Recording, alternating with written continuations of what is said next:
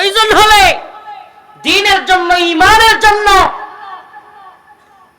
এই ভূখণ্ড রক্ষা করবার জন্য প্রয়োজনে আমরা শাহাদাতের নজরানা পেশ করব।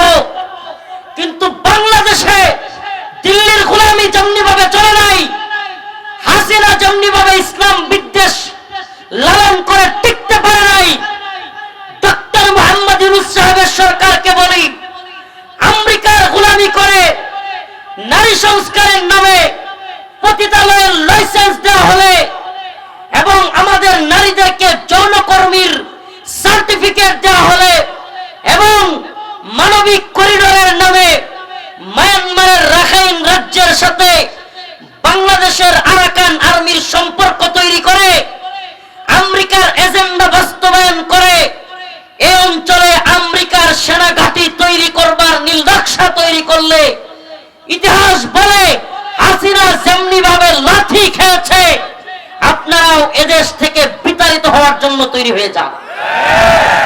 হাসিনা দিল্লির গোলামি করতে গিয়ে এমন এক ফ্লাইং কিক খাইছে যে দাদাদের দেশে গিয়ে পড়ছে। বাংলাদেশের জনগণ দিল্লির গোলামি মানে নাই। এখন আপনারও যদি শখ জাগে যে আপনি আমেরিকার সেবা দাস হবেন, হাসিনা ছিল ভারতের সেবা দাসী, আর আপনি হবেন আমেরিকার সেবা দাস, আমেরিকার এজেন্ডা নারীবাদীদের চিৎকার চেঁচামেচি শুই না বাংলাদেশে নারীদের সমান অধিকার দিবেন, নারী পুরুষ সমান অধিকারের স্লোগান তুলবেন। নারীদের সম্মান ইসলাম জানে, নারীদের সম্মান ইসলামই দিয়েছে, ঠিক কি ঠিক না? নারীদের সম্মান ইসলাম দিয়েছে কি দেয় নাই? আল্লাহ রসুল যখন এই পৃথিবীতে আসলেন, মক্কায় আয়েশা দেখলেন মহিলাদেরকে কন্যা সন্তান হইলে জীবন্ত পুঁতে রাখে।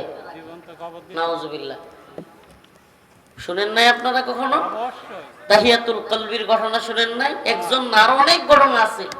আল্লাহর নবী আয়েশা আগমন করলেন, বললেন কুলু লা ইলাহা ইল্লাল্লাহ তুফলিহুন, তোমরা বলো লা ইলাহা ইল্লাল্লাহ, আল্লাহ এক, দ্বিতীয় কেউ নেই, এবং কন্যা সন্তানকে কোনোভাবেই তোমরা পুঁতে রাখবা না।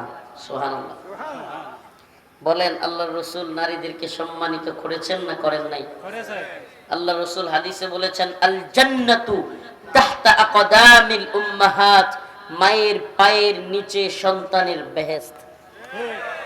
সুবহানাল্লাহ বলবেন না? সুবহানাল্লাহ। মায়ের পায়ের নিচে সন্তানের বেহেশত। ইসলাম নারীকে সম্মান দিয়েছে, মর্যাদা দিয়েছে, মায়ের আসনে অধিষ্ঠিত করেছে।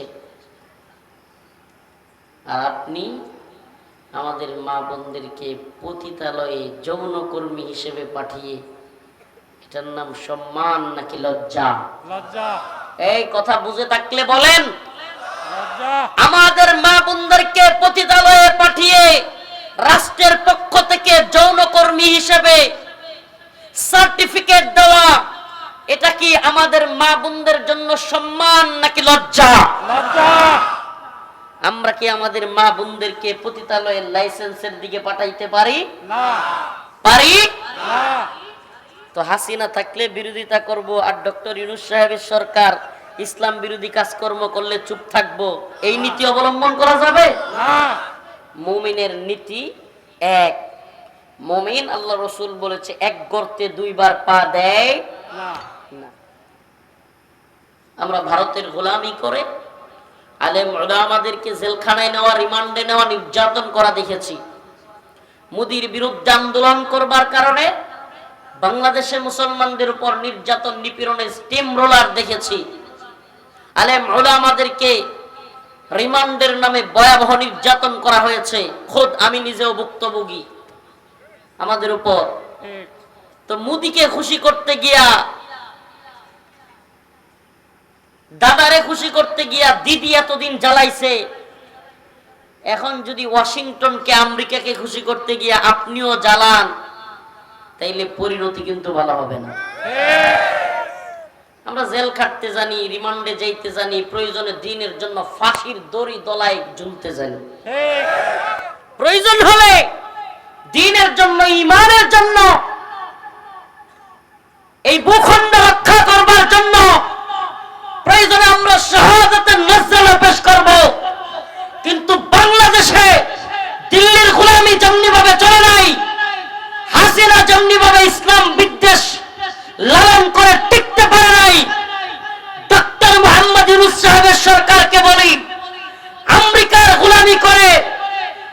সংস্কারের নামে পতিতালয়ের লাইসেন্স দেওয়া হলে এবং আমাদের নারীদেরকে যৌনকর্মীর সার্টিফিকেট দেওয়া হলে এবং মানবিক করিডোরের নামে মায়ানমারের রাখাইন রাজ্যের সাথে বাংলাদেশের আরাকান আর্মির সম্পর্ক তৈরি করে আমেরিকার এজেন্ডা বাস্তবায়ন করে এই অঞ্চলে আমেরিকার সেনা ঘাঁটি তৈরি করবার নীল নকশা তৈরি করলে ইতিহাস বলে হাসিনা যেমনি ভাবে লাঠি খেয়েছে আপনারাও এদেশ থেকে বিতাড়িত হওয়ার জন্য তৈরি হয়ে যান।